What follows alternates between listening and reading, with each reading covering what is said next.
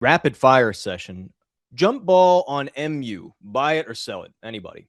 Hold it. I wouldn't be a buyer though right here because I think there's risk. And I also think I wouldn't want to short it either because it could run back up. It's not a clear outlier. It's a little there's a lot of stocks actually now that kind of look like this. They ran up, got way extended, they pulled back a certain amount, and either this is kind of it or it isn't kind of it. And we don't really know. So just, I think a stock like Micron or even SanDisk, it's important just to have stops there. If you've made a lot of money, you don't want to give it up. I was talking to my brother this morning about silver as an example. And I said, like, dude, the game's over because it went straight up for X amount of time. That was a trend.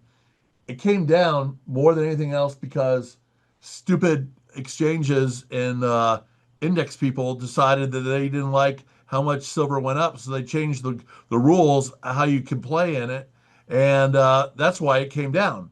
So now you have something outside of it, and it's going to move much more to being like a trading vehicle where like traders are the ones who are going to make the money in it, as opposed to someone who's just like buy and hold. And he said, "Well, what do you think about gold?"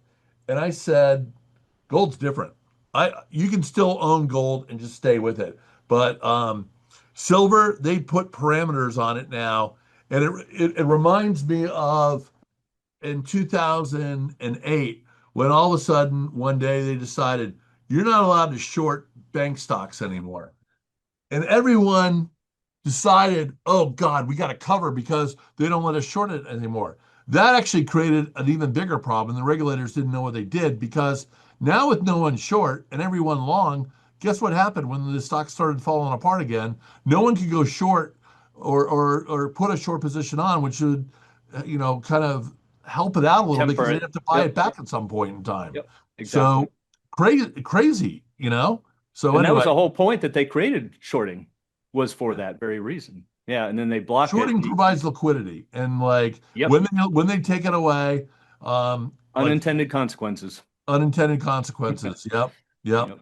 But so I think you got to be careful with stocks like some of these things that have just gone parabolic and have now started coming back in a bit, and they can But become more holds. but also let me add to that. We talked about this in Miami as well, that you have to be careful about relying on your eyes when it comes to charts because these are resolution issues. See, if you look at my chart, let me bring that back up. So, see, these are resolution issues. They're not data issues. I could take this and say it's not going parabolic. And some people laugh and say, well, it's not fair. But you go, well, why is it fair to say that this is reality and this isn't? See, I could come up here and I could also change it to a log chart. Now it looks like it's just chugging along normal. So that's again why it's just to show that you have to really understand what it is you're looking at and how the options work before you make those trades. And because we hear this all the time in Q&A where people say, well, I can see it's doing this. And the reality is you might not be seeing what you think you're seeing. So there's a real good example where now it doesn't look like it's that out of control. You go to a regular one and now it looks like it's got a pretty good arch to it. Bill, just an additional comment. This is something I learned from Phil a long time ago.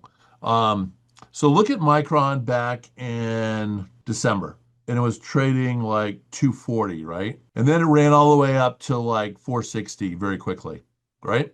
Phil would argue, but I think this is correct, that what's the definition of a long-term move? And the answer is it's the length of time it takes for a move of magnitude to occur. So the fact that this stock moved $240 in a month, guess what? That was a long-term move because in the prior 4 years, it only moved, say, $160 over that time period. Mm-hmm. So that's the first point. The second point is that when you look at a chart at a certain level, you can say above this level, everyone is a winner, or below this level, everyone is a loser.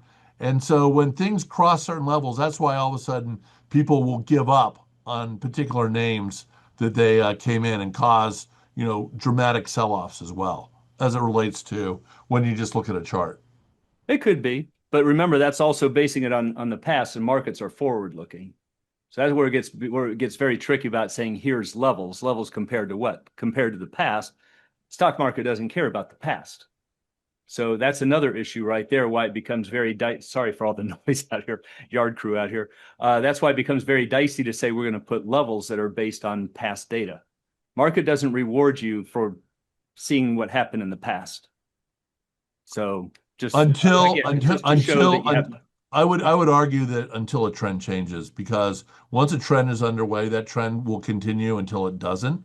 I mean, you Mhm. can see on Micron that as of now, that trend ended when it got to, let's call it $460. It for the near term, the trend has ended.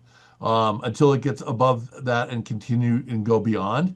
It, Mhm. it has ended, like it ended, but then it can reassert itself. Like, look what happened in November. It sold off in November, then it kind of came back and then reasserted itself, and then the trend was back in play. So and all this comes into play with what your time frame is too, in terms of how Well, of you're course, you're it playing it. depends on when you're right, but that's Are one of you the are you big are it's you one of the playing big it? arguments against the technical analysis. Where are you anchoring your starting and ending points? Those are arbitrary points. So again, you can create the trends from anywhere that you, depending on where you start. So again, it's just saying that the market's not going to reward you for saying, hey, you can identify pictures from the past. It's always about what's going forward. So it's more just a cautionary note to say, don't think that um, because you've identified patterns in here that now somehow you get rewarded by buying a call for that. Because a lot of what you're seeing here are really resolution issues. Saying that Yeah, but this, fundamentals are just the same thing though, yeah, because oh, absolutely, yeah, you can 100% chart true. you can Yep. chart you can chart fundamentals just as easily as you can Yes, chart you can. a Yep. price, you know? Yep. So the Very same true. thing applies. And that's where sometimes I think a lot of fundamental people get themselves in trouble over ranges of like price earnings ratios, Yep. price to sales, the bank stocks, price to book.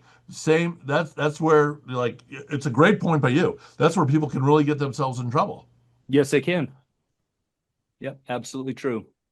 So again, it's just I'll to say highlight this, the need for the education is what we want to say. absolutely huge need for the education. I'll say I come from a different mindset personally about using the past to map the future. I would say there's a pretty good argument for utilizing the behavior of past buyers and sellers to say, hey, here's where we see a lot of activity taking place in a lot of the cases. For instance, in MSTR, we talked about shorts over here. Uh, because we're looking at the 200-day MA, really, really simple average that you could argue everybody can see. So it shouldn't be able to be profitable. And yet, buying off of the 200 MA from, I would say, March 2023, right? We can just talk about shares, but you could also talk about leaps options in the majority of cases, certainly. Given the parabolic moves that we've seen here, the IV from leaps would not be so much that the move was not able to overcome that and provide a gain. Looking at all of the instances where one could have had very simple buy sell rules here in MSTR, well, you could buy it here around $15 and here around $28 and so on and so forth, all the way up here, as long as we don't close weeks below this 200 AMA until you get all the way up here. And then you see clearly the behavior of buyers had changed. And this is something that we actually go through a lot in coaching and in a lot of other forums where you look and you say, okay, well, this was an important level for buyers. This is where somebody, whether it was an algorithm or whether it was just somebody's personal rule set, was buying and buying and buying against the 200 MA. And so, of course, why wouldn't they go ahead and sell against the 200 MA now that we've Mhm. seen a change of character?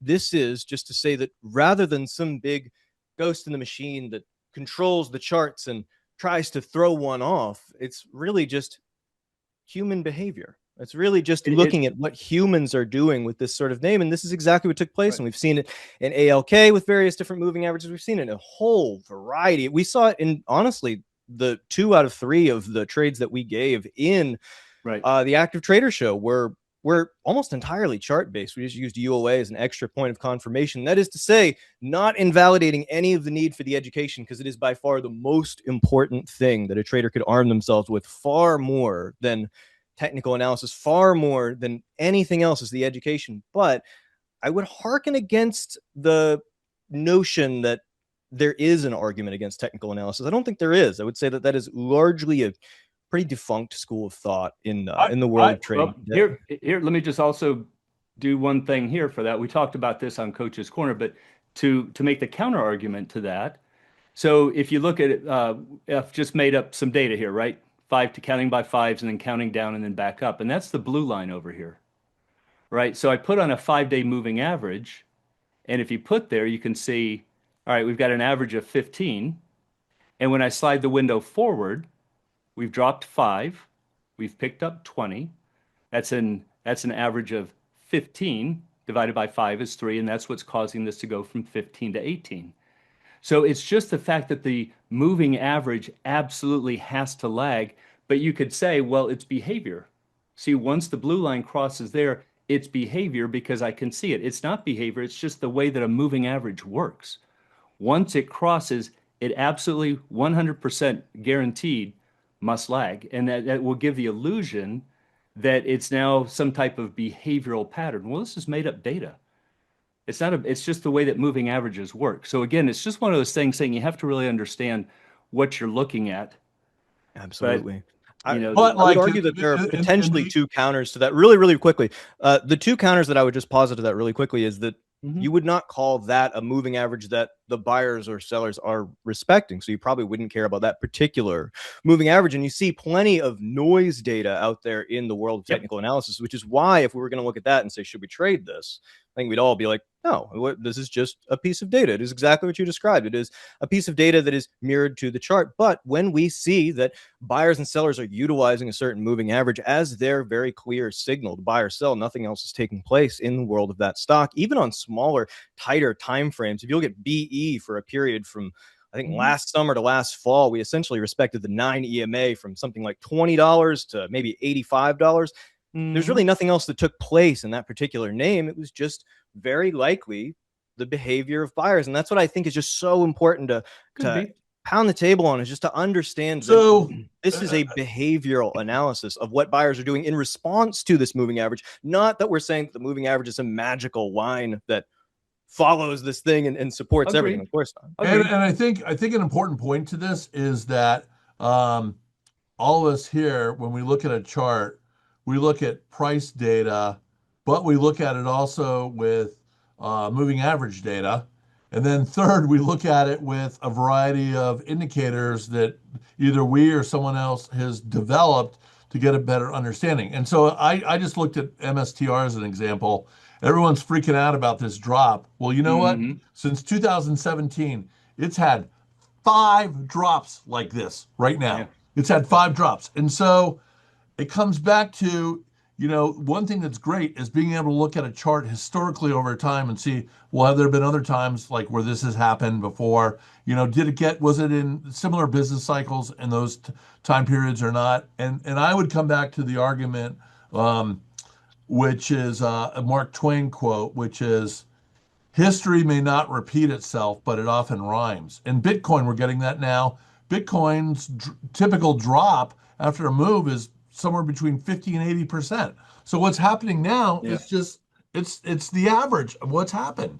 So Correct. you have to, and that's by the way, that's where I think that AI is going to have a tough time as it relates to ultimately defeating the human mind, because the human mind can think in much more abstract ways Right. than a computer can. It's just that's my opinion, but Yeah, we'll see. I would agree. Who wins? I totally agree. Who wins at the end of the day? Is it going to be AI winning, or is it going to be human beings winning? Yeah. So, hey, we've gone a long time beyond our. Yeah, we have gone a long time here. I'm gonna wrap this here. And by the way, this is awesome, you guys. Anybody watching this who's loving this content, we appreciate you a lot. Paige, I saw your comment in the chat that you like more roundtable style things like this. Trust me, this was I think officially this has got to be my favorite cocktail hour I've ever done. I said this earlier. Now it definitely is. This was so cool. I love talking and debating and philosophizing the market and the things inside of it. I love so much every bit of what we discussed today. Thank you guys for coming. If we didn't get to your tickers, I apologize. And any more questions that you have about Trade Monster, I think John is going to give you the where to take those, but it's probably just going to be to me on Tuesday. Here's that banner one more time. You guys, Thank you guys for staying. Analysts, thank you guys for being such all-stars. Thank you guys for staying 10 minutes late. This is probably the highest attendance cocktail hour that I've ever seen as well. Thank you guys for your questions, everything. You guys are amazing. And we will see you guys next Friday and probably a lot of times between then, depending on where you see us. So with See ya. that, I will let you Have a guys good go. weekend. Bye.